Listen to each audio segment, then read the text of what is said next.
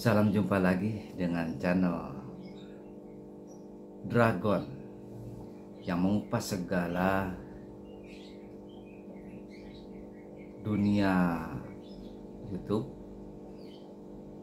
Baik itu tutorial bagaimana membangun channel agar berkembang dengan baik, atau permasalahan-permasalahan seputaran konten kreator, baik itu pemula maupun setengah perjalanan maupun yang kasus-kasus yang kena banned dan sebagainya, ya kita kupas tuntas di Dragon Channel. Tapi sebelumnya saya akan melanjutkan nih topik di video ini, yaitu modus penipuan mengatasnamakan jasa YouTube. Nah, ini sangat menarik, kasus seperti ini sangat menarik sekali. Tapi sebelum dikupas, nanti saya informasikan bagaimana sih modus operandi penipuan melalui mengatasnamakan jasa YouTube. Bagi yang baru merapat, jangan lupa like, subscribe. Bahwa subscribe itu tidak bayar, alias gratis, dan akan mendapatkan notifikasi seputaran tutorial YouTube. Yo, jangan lupa di subscribe. Oke? Iya. Oke. Yang namanya penipuan tidak hanya di dunia perekonomian, bagaimana agar bisa meningkatkan income pendapatan. Secara kebanyakan operandinya ini, kebanyakan korbannya ini pingin instan, ya. Kebanyakan kalau kita lihat di masyarakat, ya, pingin cepat dapat duit banyak begitu, ya. Dan ini dimanfaatkan oleh oknum-oknum yang tidak bertanggung jawab. Dia bisa dapat membaca kebutuhan secara umum, ya, secara umum, apalagi dengan keadaan ekonomi di Indonesia ini yang tidak menentu, ya. Baik itu seorang karyawan yang gajinya gak mencukupi karena suatu kebutuhan yang sangat mendesak, hingga menjalankan suatu kegiatan yang mencelakakan dirinya sendiri. Dasarnya itu karena pingin instan mendapatkan suatu income. Nah, ini dapat dibaca oleh oknum-oknum yang tidak bertanggung jawab.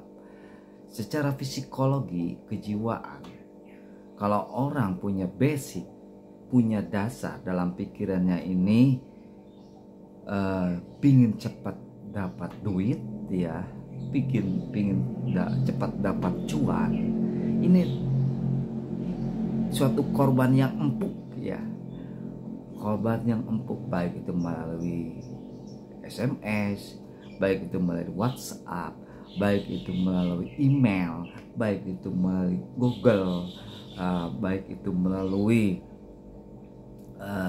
Facebook dan sebagainya, dan beraneka ragam modus operandi, ya, itu di kalangan umum. Nah, di dunia konten kreator, ya, di YouTube sama, banyak yang memanfaatkan celah-celah untuk mendapatkan korban, ya, mengatasnamakan jasa YouTube, ya. Banyak kalangan konten kreator yang ingin secara instan mendapatkan subscribe yang banyak, ingin mendapatkan jam tayang yang banyak agar cepat dimonetasi, ya. Sebetulnya seorang jasa YouTube itu memang ada, ya, memang ada, dan banyak yang jujur, ya. Ini kalau kita bicara tentang suatu pekerjaan, profesi ya, itu ada ya. Cuman ini mereka ini banyak dirugikan oleh oknum-oknum yang tidak bertanggung jawab gitu, mengatasnamakan jasa YouTube, baik itu secara perorangan maupun secara mafia atau gerombolan ya lah. Jadi istilah tuh kalau perorangan itu langsung dengan memberikan keyakinan bahwa dia seorang jasa YouTube, bisa membantu menaikkan subscribe, jam tayang, view dan sebagainya, dan biasanya mengirimkan list ya, list harga ya, list harga. Jenis-jenis atau ciri-ciri ya, ciri-ciri seorang jasa YouTube atau joki yang jujur ya, dia tuh kalau melalui inbox itu profilnya jelas gitu ya, jelas. Terus di WhatsApp juga jelas foto profilnya, terus daftar listnya juga jelas. Kalau kita komunikasi baik secara SMS, WhatsApp atau phone call ya, atau VC, dia mau piece to piece ya, menanyakan seorang jasa YouTube-nya ini ya, atau seorang konsumennya atau yang membutuhkan ini berkomunikasi dengan jasa YouTube ini, dia mau berkooperatif ya. Ya juga ada melalui suatu aplikasi ya, aplikasi online ya, jasa online, perdagangan online ya, contohnya ya kayak Lazada ya, terus Tokopedia dan sebagainya, itu nama-nama ya, itu ada secara itu ciri-ciri ya seorang jasa YouTube yang benar seperti itu gitu ya.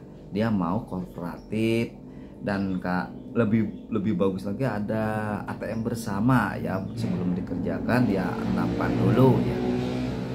Nah, itu seorang jasa YouTube yang jujur, yang benar gitu kan. Dan yang lebih baik lagi yaitu untuk biar tidak terkena korban ya, ada rekomendasi sama rekan yang betul-betul dapat dipercaya ya. Terus ciri-ciri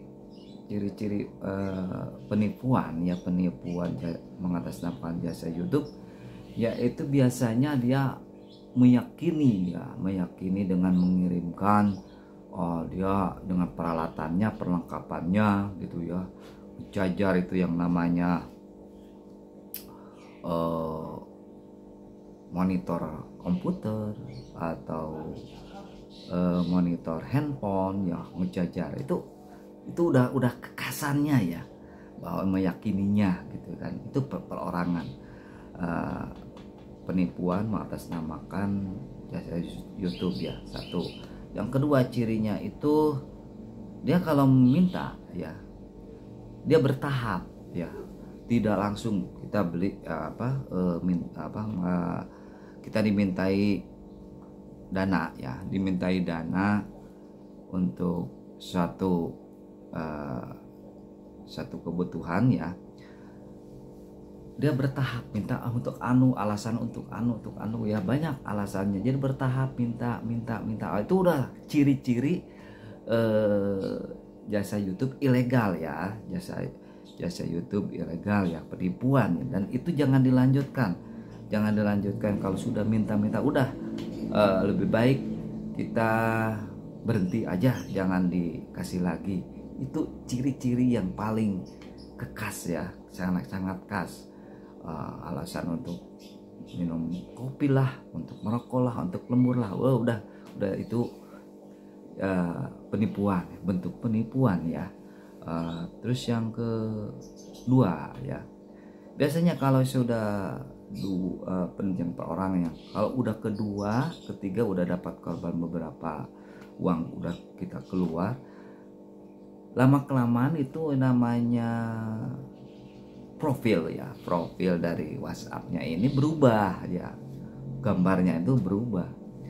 Yang tadinya misalkan bentuknya A nanti di B, C, nanti hilang, nggak ada itu namanya profilnya, dia blank aja. Udah, itu ciri-ciri penipu ya, penipu jasa YouTube. Yang kedua yaitu penipuan jasa YouTube atas nama jasa YouTube secara gerombol ya. Dia punya tim, punya grup.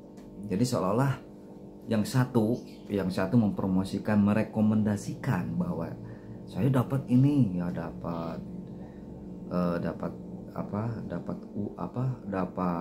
subscribe sekian, dapat dolar sekian, dengan men-share di grup ya, di grup. Terus ada yang tertarik, salah satu korban ya, salah satu korbannya menanya, kamu udah dapat subscribe banyak ya, atau bisa monetasi? Iya betul, saya berkat jasa YouTube.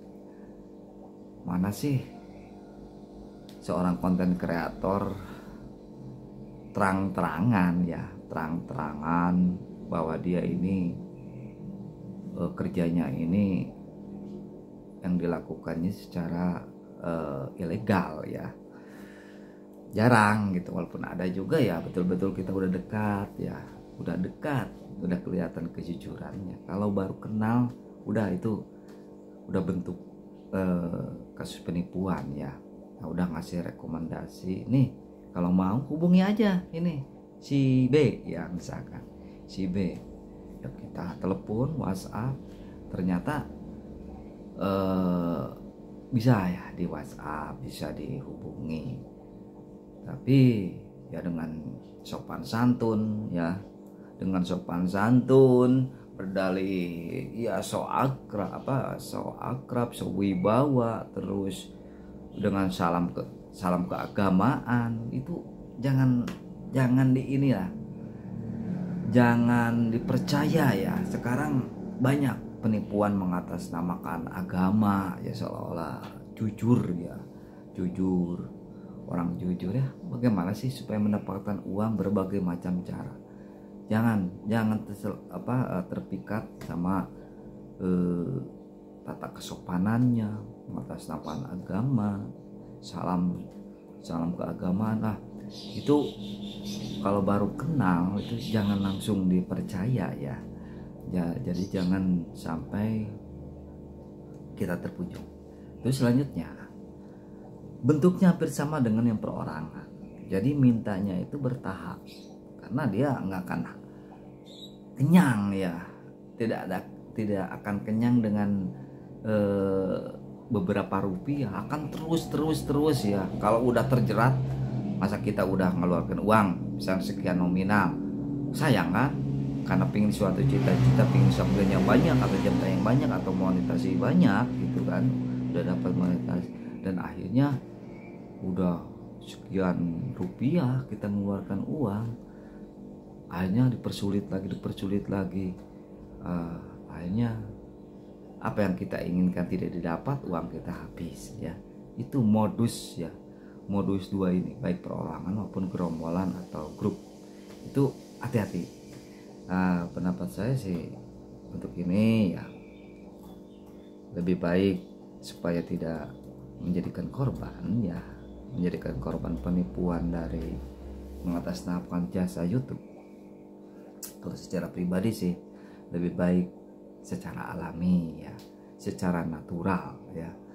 Tapi kalau Anda masih berwawasan, berpikiran ingin menggunakan jasa YouTube, ya udah cari yang rekomendasi dari teman dekat yang betul-betul dekat gitu ya, kejujurannya bisa dipertanggungjawabkan. Terus jangan sekali-kali kita misalkan melakukan uang terus minta lagi, itu udah penipuan ya. Terus yang ketiga, ambil tip yang kedua ya, kalau masih tetap menggunakan jasa YouTube, di aplikasi ya, di aplikasi perdagangan ya, itu lebih rekomendasi. Demikian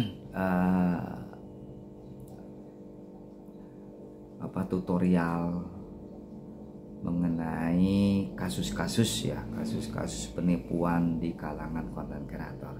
Mudah-mudahan ini dapat menjadikan wawasan pengetahuan bagi Anda. Jangan menjadikan korban selanjutnya. Waspadalah, waspadalah, waspadalah. Tetap semangat.